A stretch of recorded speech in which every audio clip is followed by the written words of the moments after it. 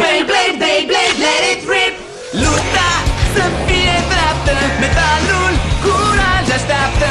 Nu poți să stai deloc, de iluzii nu e loc. Beyblade, Beyblade, let it rip. Beyblade, Beyblade, let it rip. Tăișul în vârtel, să vezi puterea până la capăt, da, nu vom renunța. Iată vine Metal Fusion. Haide, Beyblade, let it rip. Metal Fusion, let it rip. Beyblade, Beyblade, let it rip. Asta e, atenție, let it rip. Pegasus a aterizat.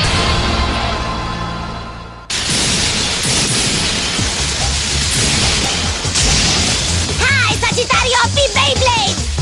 Nu mai fi așa sigur de tine. Haide, lovește și tu. Ce zi de lupte cu Beyblade a fost aici la competiția mondială de Beyblade! Oare se poate și mai bine? Eu nu cred! Să privim și să vedem ce luptător înfometat de puncte va ieși primul astăzi! Învinge niște bei, Kenta! Let it rip! Let it rip! Let it rip! Let it rip!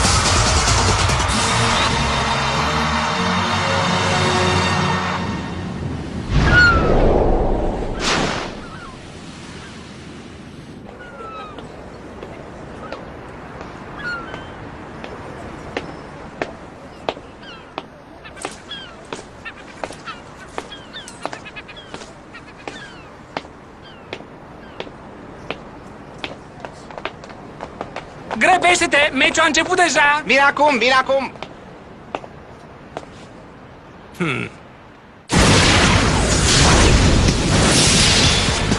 Iau pe asta! Ua! Firar! Asta e o scoatere din teren! Câștigătorul este aplauze pentru Kenta Yumiya, care acum avansează în runda a treia! Super! Foarte bine! Ești terminat! Sec, sec! Bravo! Da, bravo Kenta! Wow! Da!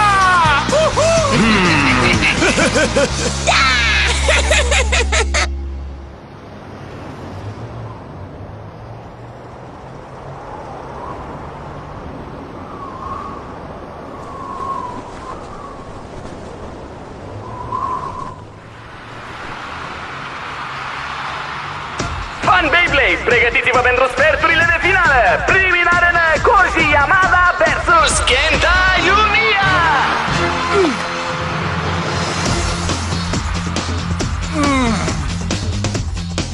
Pe locuri, fiți gata? 3 2 1 Haide! Let it rip!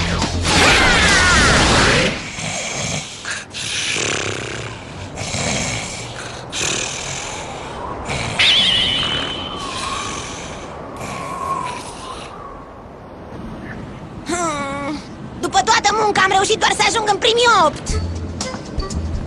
Ultima dată când te-am urmărit n-ai ajuns nici măcar în runda a treia. Cel puțin devii un pic mai bun, nu? Da, da, tu ai pierdut din prima rundă, adică nu ești chiar așa de bun. Eu am răcit. Data viitoare ai putea să folosești Beyblade-ul meu. Ai putea ajunge mult mai departe dacă ai folosi unul de atac, nu crezi? Păi, mulțumesc. Dar eu vreau să fiu mai bun cu Sagittario. Eu cred că facem o echipă bună.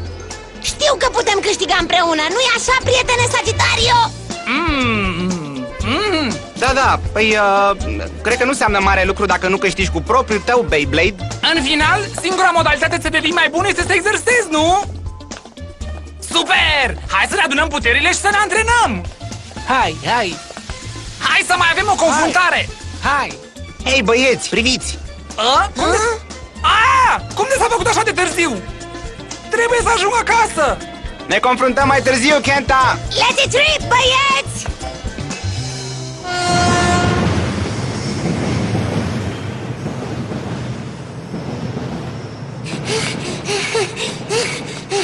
Mai puternic, ha? Dacă mă antrenez, nu o să mai am limite! Ia priviți! E un fel de furtună în sticlă! Avem un învingător! Super!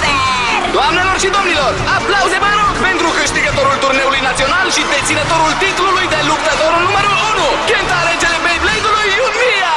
Trăiască regele Kenta! Viață lungă regelui! Mulțumesc! Vă mulțumesc mult tuturor! Te iubim, Kenta! Aș vrea să-i mulțumesc Beyblade-ului. Oare ar trebui să-i mulțumesc și mamei?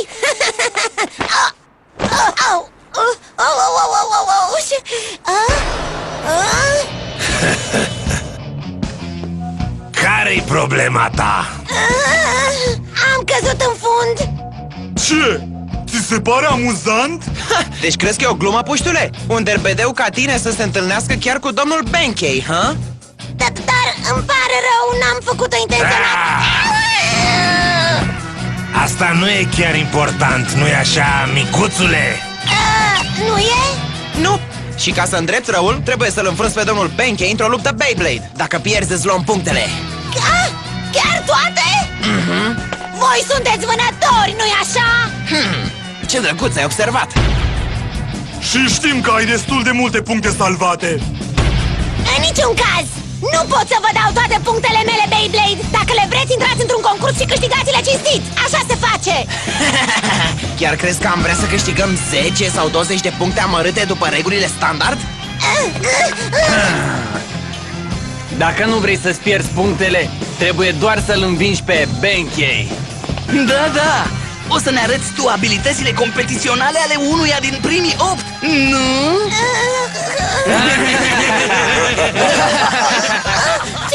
Cineva să mă ajute! Cineva să mă ajute!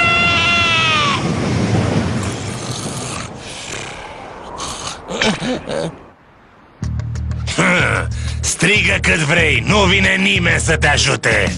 Hai, să ne pregătim de luptă! Începem! 3, Încetați, vă rog! Nu vreau să port o luptă în felul ăsta! 2, 1. Let it rip!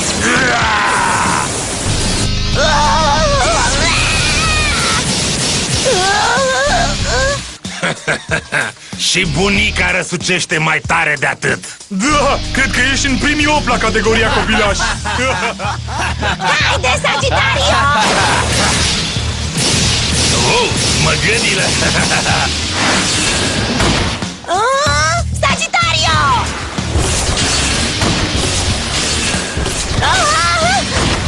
Nu e cinstit! Încetați odată! Păi atunci să terminăm de tot acum.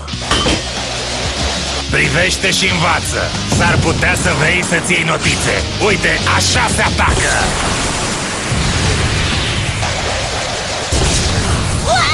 Sagitario!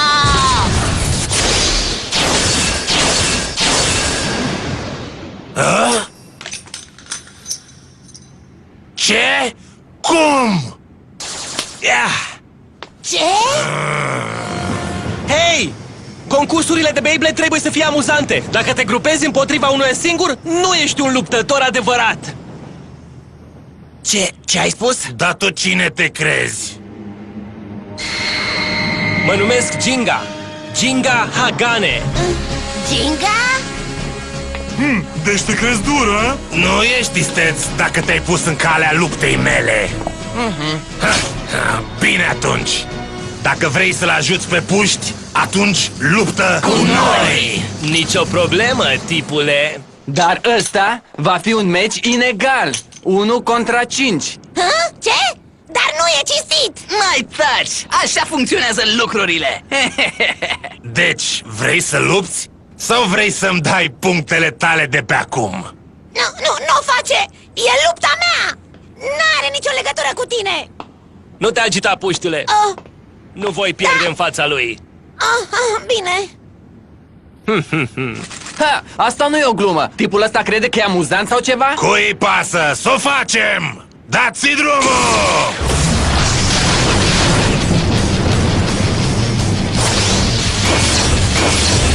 Uai, e prea rapid! Nici măcar nu pot să văd Beyblade-ul!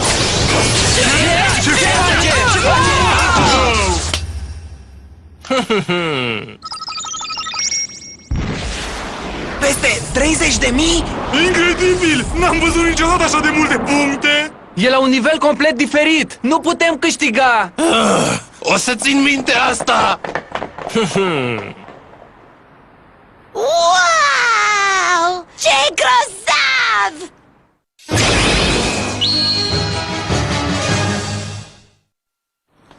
A fost grozav, Ginga! Te super dacă îți spun Ginga? Sau mai bine, domnule Hagane? Nu, mai bine, Ginga! Ești grozav, Ginga! Eu sunt Kenta și îi mulțumesc că m-ai ajutat!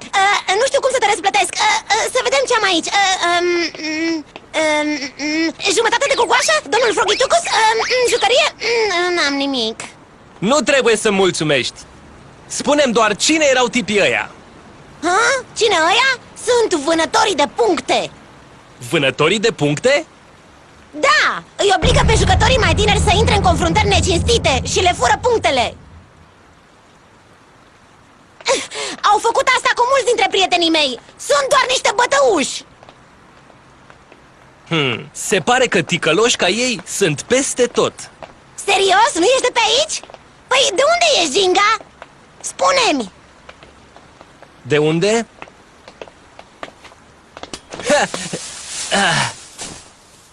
Casa mea e chiar aici. Serios? Da, serios. Călătoresc prin toată țara. Caut rivali puternici pentru a deveni cel mai puternic blader. Toată țara? Singur? Da, Wow! Ce grozav! Cred că ai dus o grămadă de lupte puternice. Probabil de-aia ești atât de puternic. Nu vreau să te deranjez prea mult. Cred că ești obosit. Te las să te odihnești. Oricum, eu cum aș putea să devin mai puternic ca tine? mai puternic? Da, e normal ca un luptător să vrea să devină mai puternic, nu-i așa? Știu că mai trebuie să lucrez la puterea de atac și la curaj. Dacă aș putea deveni la fel de puternic ca tine, Ginga, vânătorii aia de puncte nu m-ar mai putea face de râs. Îți trebuie mult suflet. Trebuie suflet? Da, trebuie. Pentru că un Beyblade te atacă aici. Nu înțeleg. Nu-ți face griji, doar relaxează-te așa. Așa? Bine. Puterea adevărată a unui Beyblade nu are nimic de a face cu energia inițială sau curajul. El atacă folosindu-se de sentimentele bladerului de care este legat, de parcă toată energia cosmosului ar fi turnată în el. Trebuie să-ți pui inima în joc, care e mare cât cerul. Asta e grea, foarte grea.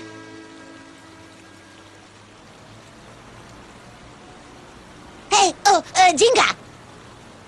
Ginga, pleci în curând spre o nouă destinație? Știi, dacă vrei, ai putea să mai stai o perioadă în orașul ăsta. Da, let it rip. Bine, lasă. Așa, deci ați luat bătaie și apoi veniți aici târâși, smiorcăind ca niște copii mici. Îmi pare rău, dar tipul ăsta era așa de puternic. Dar dacă tu ai fi luptat cu el, Chioia? Da, l-ai putea zdrobi cu Lion al tău? Și ai spus? Cum îndrăznești să spui numele Lion fără permisiunea mea? Îmi pare rău, domnule. O să-ți pară chiar foarte rău dacă nu de atunci ai grijă de gică ăsta sau cum l-o chema. Atunci fă doar ce trebuie să faci.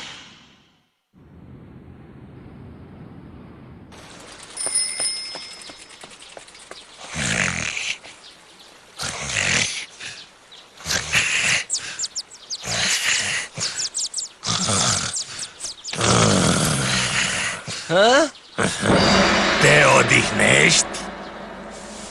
Avem o reuniune și tu ești invitat.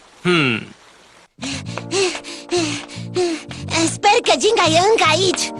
Aș vrea să-mi dea niște sfaturi pentru Beyblade astăzi.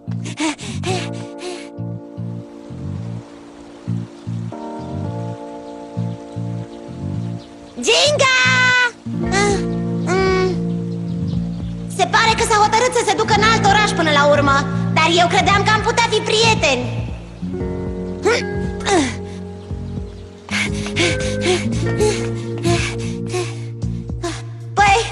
putut ajunge foarte departe deja. E probabil pe undeva pe lângă oraș.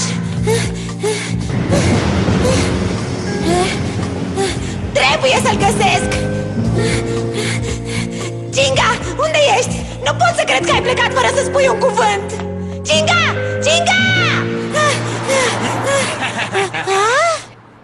Iarăși vânătorii aia de puncte. Nu-mi spune că...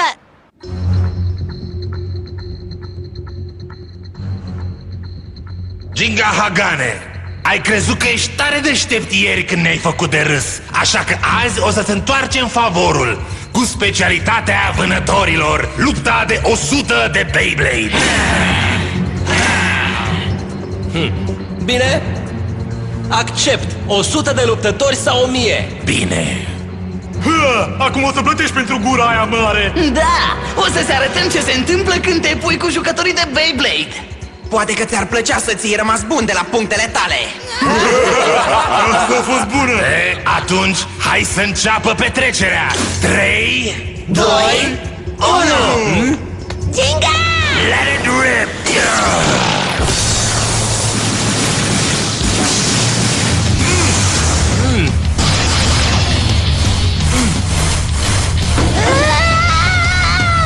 Asta nu arată bine deloc! Sunt peste tot! Sunt prea multe Beyblades! E imposibil de știut de unde ar putea veni un Bey care a ricoșat! Nimic nu mai frumos decât o luptă de 100 de Beyblade. Se lovesc unele de altele mărindu-și puterea și schimbându-și traiectoria, așa că pot ataca din orice direcție. Ce vremuri frumoase! E terminat! Nimeni nu poate supraviețui unui atac de 100 de bei. Hai, grăbește-te să pierzi! Avem rezervări pentru masă! Stai, chiar avem? Ai grijă, Ginga! Se pare că prietenul tău mai mare t-a speriat să miște. Încetează! Termine acum! Asta nu e o luptă adevărată de Bey! Ginga, fugi! Taci! Închide gura și uită-te! Da, Kenta, uite-te! Nu mă duc nicăieri! Dar... Ginga... Ține minte, Kenta, puterea unui Bey nu vine din forța de atac sau din curaj. Ce? Și nici nu contează cât de multe sunt. Să începem!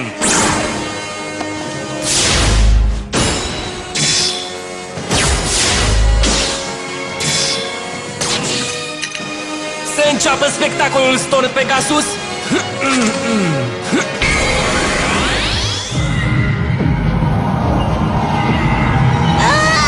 Ginga! Let it rip! Nu se poate! Glumești?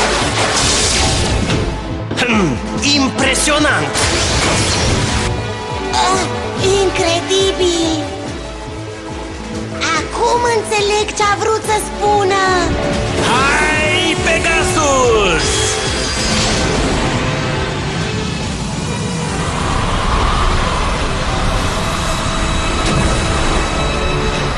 Ce înseamnă cu adevărat o luptă cu Beyblade?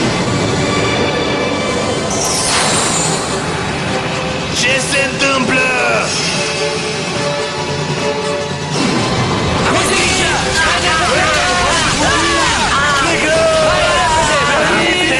Băieți, nu fugiți așa! Mami, o să plătiți pentru asta, vă promit! Cum am spus, diferența între a câștiga și a pierde e sufletul bladerului. Da! Înțeleg! A fost grozav, Ginga! Ginga Hagane! Storm Pegasus, ha? În sfârșit, prietene, se pare că un adversar meritos pentru Rock Lion al meu există! Tu cine ești? Eu sunt Kyoya Tategami! Ar trebui să fie interesant!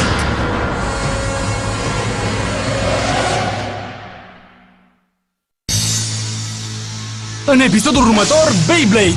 Ginga a luptat de nenumărate ori în încercarea lui de a fi numărul 1. A fost un drum greu, dar și-a făcut mulți prieteni pe drum.